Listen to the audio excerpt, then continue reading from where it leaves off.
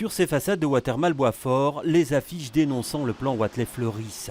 Les habitants subissent les nuisances liées à l'utilisation de ce fameux nouveau virage. Mais avec les modifications qu'il propose, Melchior Watelais est convaincu de les soulager. Ici, on revient avec une utilisation, c'est vrai, de ce virage gauche, mais pas entre 22h et 7h du matin. On réduit de moitié l'utilisation de cette route et on utilise en contrepartie la route Ikea et la route du Ring pour ne pas toucher à la capacité de l'aéroport.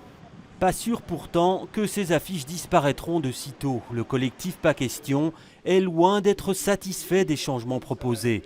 Il parle de bricolage. Nous disons non à la méthode utilisée par le cabinet Watelais. C'est-à-dire qu'une fois de plus, ce sont des mesures qui sont prises en quelques jours, sans concertation avec la région, sans concertation avec les populations, sans étude d'impact. Donc pour nous, ça n'est pas possible. La seule solution, c'est le moratoire.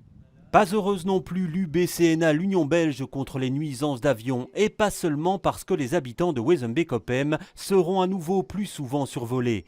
Ici, c'est la sécurité qu'on pointe, l'utilisation de la piste 19, beaucoup plus courte. La 19.1 est la piste la plus courte. Elle est encore réduite en longueur lorsqu'on l'utilise en combinaison avec la 25.